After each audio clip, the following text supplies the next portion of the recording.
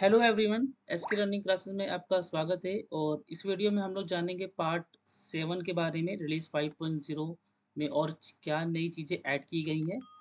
तो इसमें हम लोग समझेंगे bulk update, invalid GST source के बारे में, और मार्क फॉर डिलीशन का कॉन्सेप्ट क्या है, किस तरीके से हम इस चीज़ को और भी हैंडल कर पाएंगे। तो चलिए देखते हैं।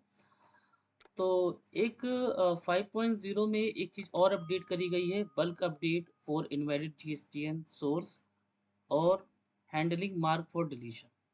क्या है ये चीज़, किस तरीके से वर्क करता है, चलिए देखते हैं। तो इसको समझाने के लिए मैंने एक 4.1 टैली ओपन कर लिया है, ठीक है। और साथ ही में इसी के बगल में हमारा ये टैली है 5.0 बीटा वर्जन, इसको ओपन कर लिया, ठीक है। तो अभी हम लोग चलते हैं 4.1 में। और सम टाइम ऐसा होता था कि सपोज आप किसी जीएसटीआर 1 पे रिपोर्ट पे गए हैं, तो वहाँ पर आपको बहुत सारी एंट्री अनसर्टेन ट्रांजिशन में दिख रही है। और जिसको सॉल्व करने के लिए, हालांकि आज के समय में बहुत सारी ऐसी फ्लेक्सिबिलिटी है, ऑप्शन है, जहाँ पर आपको अनसर्टेन क्यों हुआ है, क्या रीज़न है, वो टैली आपको बता देता है, गाइड कर देता है।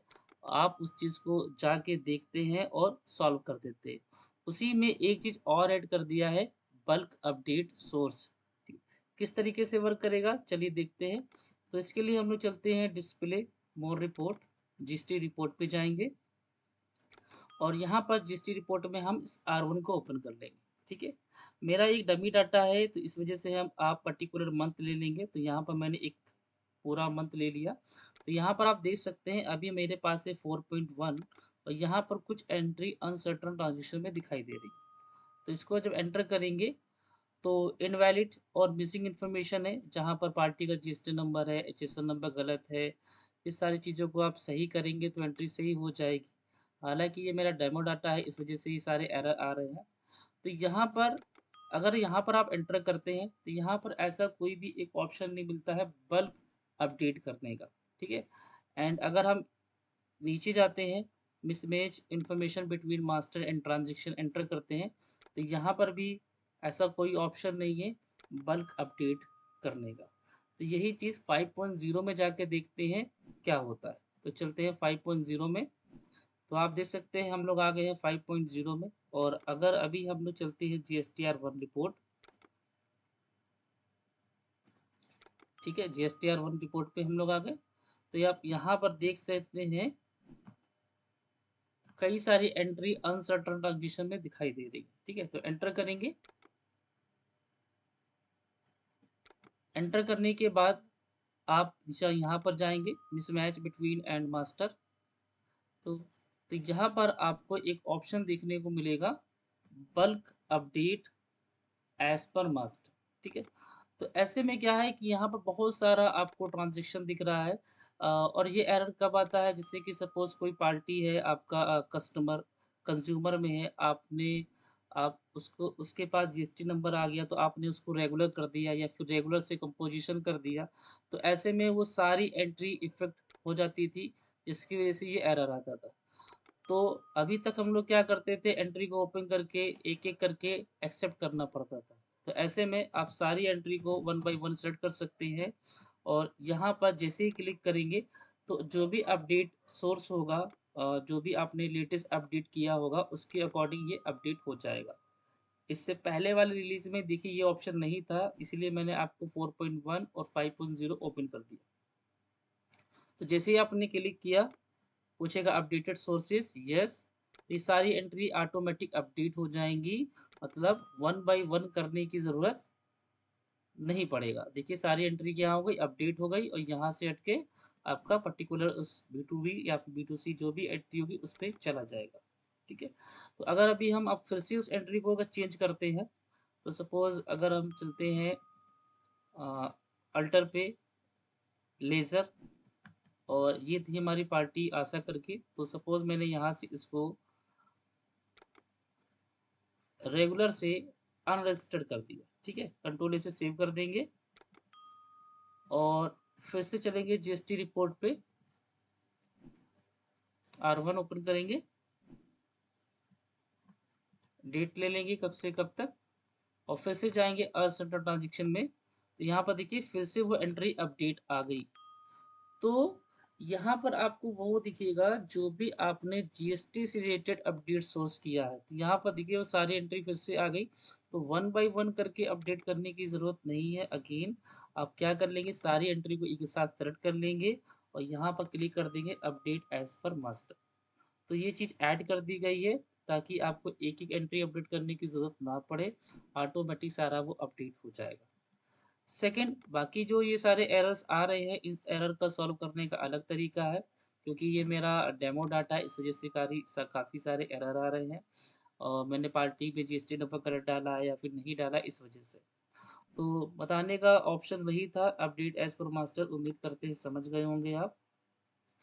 और फिर बात करते हैं नेक्स्ट, जो कि है हमारा मार्क फॉर डिलीशन, ठीक है? कई बार आपने देखा होगा कि आप पर्टिकुलर R1 या फिर किसी भी रिपोर्ट में है, सपोज़ R1 रिपोर्ट में है, तो यहाँ पर आपको मार्क फॉर डिलीशन करके कुछ वाउचर्स दिखते हैं, नंबर्स दिखते हैं, ठीक? यहाँ पर जाने के बाद जब एंटर करते हैं तो यहाँ पर बहुत सी ऐसी एंट्री देखने को मिलती है, जो शायद आपने कभी डिलीट नहीं किया है। समहाउ कभी बहुत से ऐसे भी फीडबैक आए हैं कि मैंने तो कुछ भी नहीं किया, मैंने तो कुछ भी एंट्री डिलीट नहीं करी, लेकिन फिर भी यहाँ पर मार्क फॉर डिलीशन में ये सारी एंट्रीज़ दिख रही हैं। हमको इसको आगे आगे किसी भी आगे मंथ में कंटिन्यू नहीं करना है, ड्रॉप डाउन करना है। तो ऐसे में 4.0 में ऐसा कोई भी ऑप्शन नहीं था जिससे हम इस चीज़ को मैनेज कर पाते, ठीक है? तो अगर अभी हम चलते हैं 4.1 में, 4.1 आ गए हम लोग, ठीक है? और अभी यहाँ पर देखिए कोई भी ऐसी एंट्री मार्क फॉर डिलीशन नहीं है, ठीक है? तो एक काम करते हैं, समझाने के लिए आपको जस्ट एक एंट्री पास कर लेते हैं। तो वाउचर पे चले जाएँगे और यहाँ पर हम ले लेंगे भारत एल्युमिनियम करके, और एक नॉर्मल एंट्री जैसे पास होती है, उस तरीके से हम ये एक एंट्री पास कर देंगे।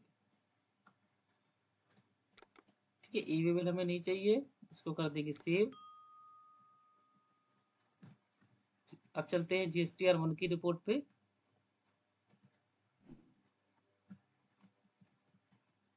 तो यहाँ पर देखिए आपका बी2बी में शो करने लगा, ठीक है?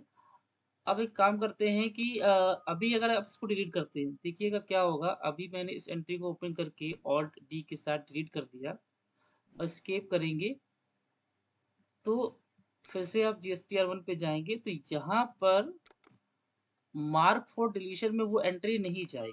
मार्क फॉर डिलीशन में एंट्री कब जाती है? जब कभी पर्टिकुलर आप किसी भी मंथ का उसका जेसन एक्सपोर्ट कर लेते हैं या फिर एक्सेल एक्सपोर्ट कर लेते हैं, उसके बाद अगर आप कोई एंट्री डिलीट करते हैं तब वो मार्क फॉर डिलीशन पे जाता है। तो देखिए अभी एंट्री मार्क फॉर डिलीशन में नहीं गई और हम यूज़ कर रहे हैं 4.1। अब एक काम करते हैं, फिर से एंट्री वही पास करते हैं, सेम एंट्री को मैंने फिर से रिकॉर्ड किया।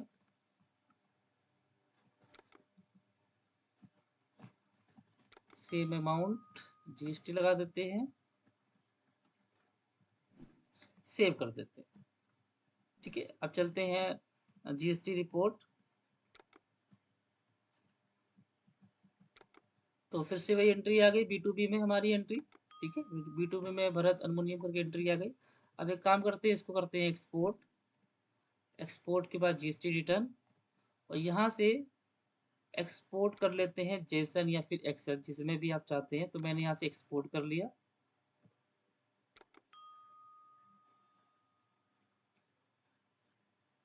ठीक है, एंट्री हमारी एक्सपोर्ट हो गई है, आप देख सकते हैं। और अब इसको डिलीट करते हैं, देखिए कि क्या होता है। तो इस एंट्री को दोबारा से हम ओपन करेंगे और ऑल्ट के साथ डिलीट कर देंगे। तो ये हमारी एंट्री किस में चली जाएगी? Mark for deletion on portal पे, ठीक है? क्योंकि आपने एक्सपोर्ट करने के बाद इस एंट्री को डिलीट किया। तो ऐसे में यहाँ पर जाने के बाद आपको इस एंट्री को रिवर्स करने का कोई भी ऑप्शन नहीं मिलता है, क्योंकि ये एंट्री आपने डिलीट करी। तो क्योंकि फाइलिंग भी नहीं किया है, हो सकता है ये नेक्स्ट मंथ में आपको कैरी फॉरवर्ड करना पड़े, तो उसके लिए एक अलग ऑप्शन है, ठीक है? तो समहाउ ऐसा भी होता था कि मैंने तो कुछ भी नहीं किया है, मैंने तो कोई एंट्री डिलीट भी नहीं करी है, लेकिन फिर भी मार्क फॉर डिलीशन में वो एंट्री सारी दिख रही हैं। तो ऐसे में हम नहीं चाहते हैं कि ये एंट्री यहाँ पर दिखाई दे। तो ऐसा यहाँ पर कोई भी ऑप्शन नहीं मिलता है जिससे हम इस एंट्री को यहाँ से रिमूव कर पाएँ। तो यही चीज़ अगर आप 5.0 में देखेंगे, इसको सॉल्व कर दिया गया है। तो अगर आप यहाँ पर आते हैं पर्टिकुलर मंथ या फिर रिपोर्ट में, सॉरी, तो यहाँ पर देखिए मार्क फॉर डिलीशन में 6 एंट्री दिख रही है, एंटर करेंगे। और आप नहीं चाहते हैं कि ये एंट्री हम आगे कंटिन्यू नहीं करना चाहते हैं, किसी वजह से दिख रहा है, मैंने डिलीट नहीं किया है, तो वैसे में यहाँ पर देखिए आपको एक ऑप्शन मिल जाता है रीसेट डिलीट रिक्वेस्ट, ठीक है? यहाँ पर आप उस एंट्री को सेलेक्ट कर लेंगे एंड रीसेट डिलीट रिक्वेस्ट पे क्लिक कर देंगे एंड यस कर देंगे। तो ये चीज़ अपडेट कर दी गई है 5.0 में। ऐसे करने से वो एंट्री यहाँ से आपकी हट जाएगी, डिलीट। ये तो अब वो एंट्री आपका मार्क फॉर डिलीशन में दिखाई नहीं देगा। तो ये था एक छोटा-सा अपडेट्स, बल्क अपडेट डीएससी सोच और मार्क फॉर डिलीशन को आप हैंडल कर सकते हैं, ठीक है। अगर सपोज़ आपने रिटर्न फाइल कर दिया है, सबमिट कर दिया है, उसके बाद अगर आप कोई एंट्री डिलीट करते हैं, तो ज़ाहिर-सी बात है उस एंट्री को आपको रिटर्न में शामिल करना होगा, जो कि नेक्स्ट मंथ में करना होगा, उसका भी प्रावधान टैली में है। तो इस वीडियो में इतना ही, मिलते हैं नेक्स्ट वीडियो में एक नए टॉपिक के साथ, एक नए अपडेट के साथ। धन्यवाद।